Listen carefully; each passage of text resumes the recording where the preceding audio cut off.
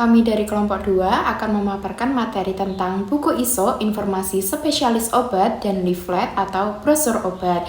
Selamat menyaksikan!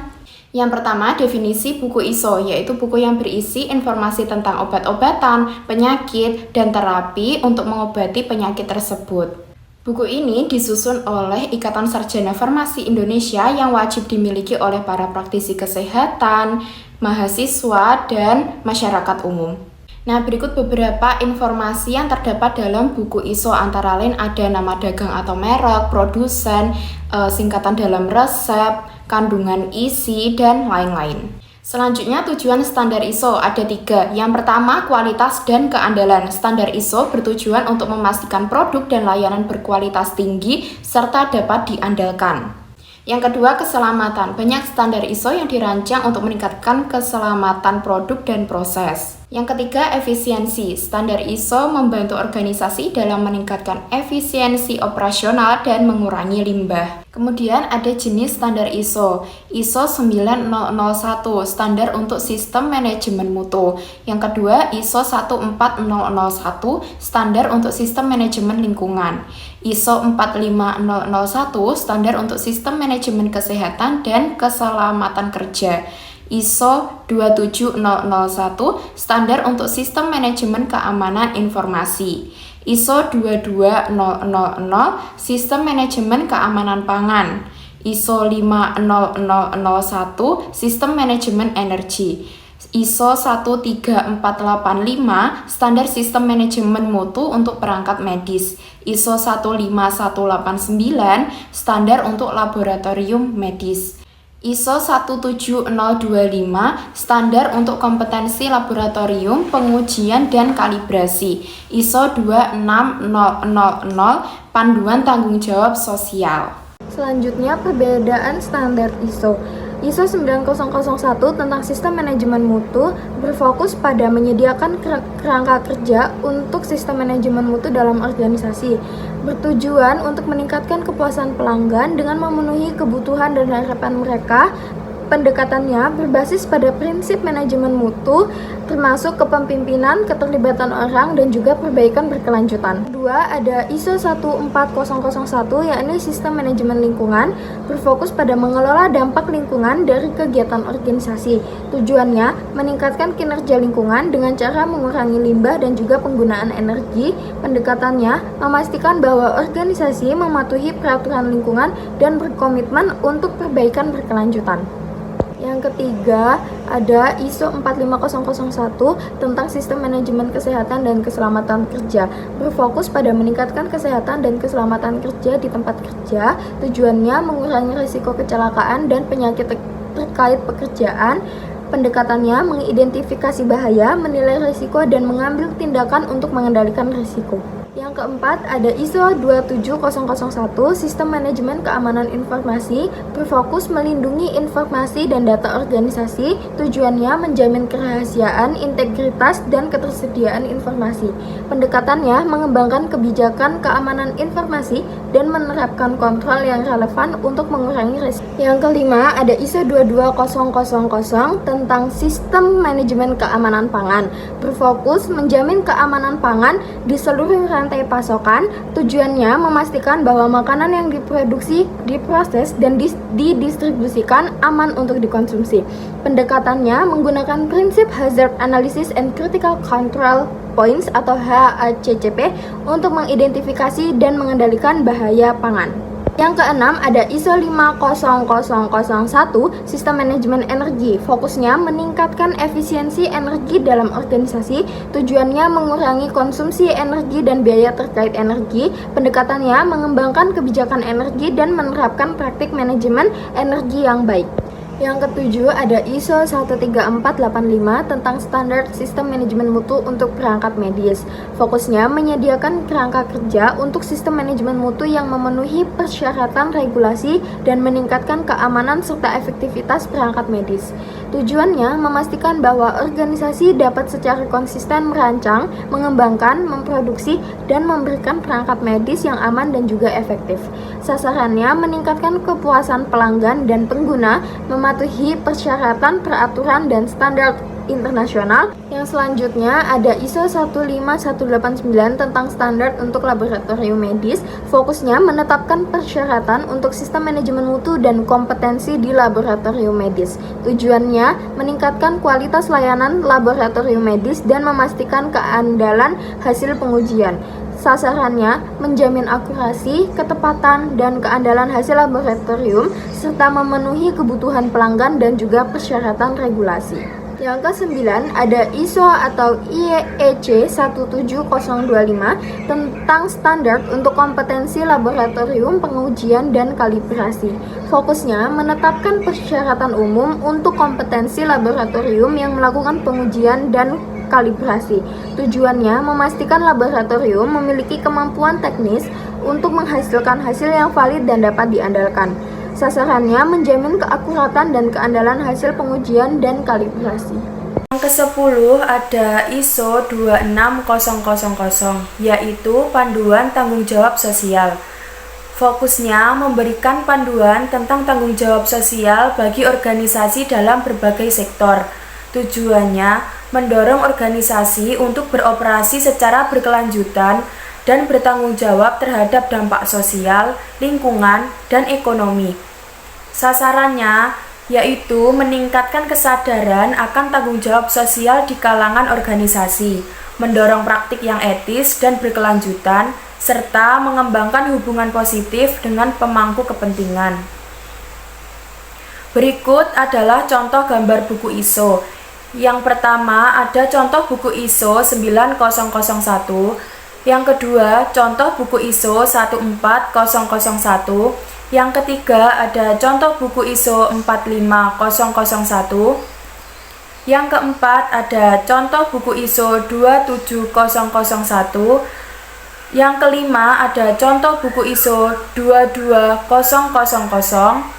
yang keenam contoh buku ISO 55001, yang ketujuh contoh buku ISO 13485, yang kedelapan contoh buku ISO 15189, yang kesembilan contoh buku ISO 17025, dan yang ke-10 contoh buku ISO 26000.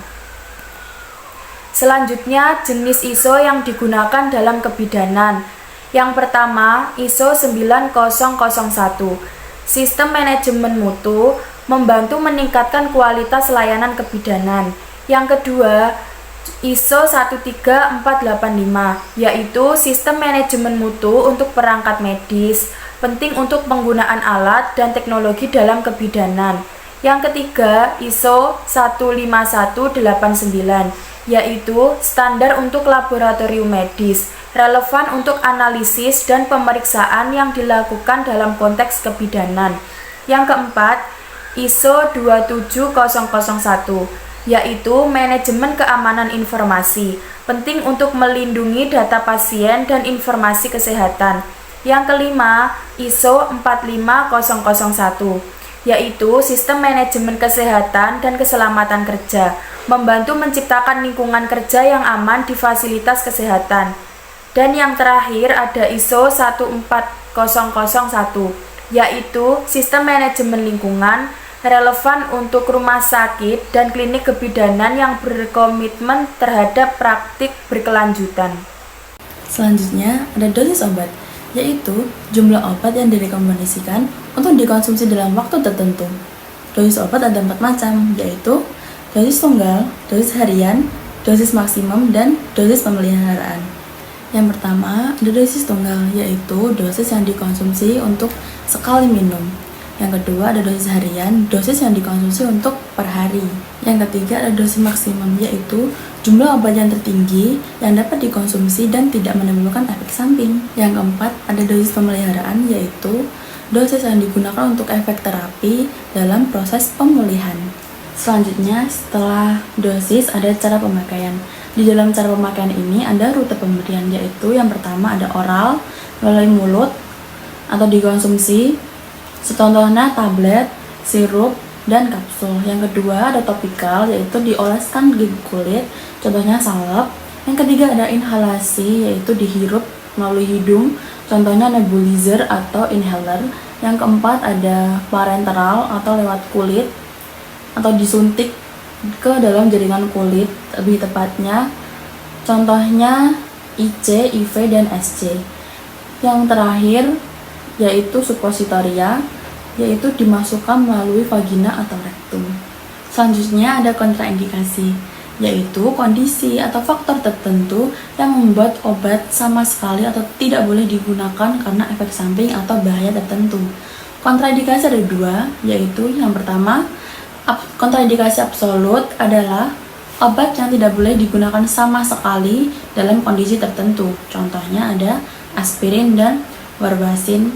Yang kedua, ada kontraindikasi relatif, yaitu obat yang sebaiknya dihindari kecuali manfaat lebih besar dari resiko yang ditimbulkan.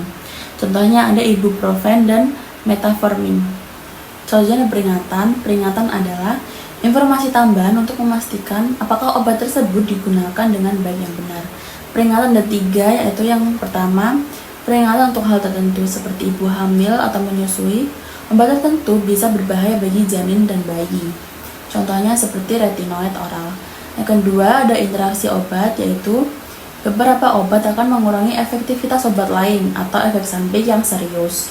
Yang ketiga ada efek samping potensial, yaitu obat tertentu dapat menimbulkan efek serius dan harus diawasi. Contohnya seperti obat antihipertensi. Yang kelima ada kontraindikasi dan peringatan. Kontraindikasi adalah kondisi atau faktor tertentu yang membuat obat tidak boleh digunakan karena resiko efek samping atau bahaya serius. Kemudian ada pula jenis-jenis kontraindikasi. Yang pertama, kontraindikasi absolut, yaitu obat tidak boleh digunakan sama sekali dalam kondisi tertentu.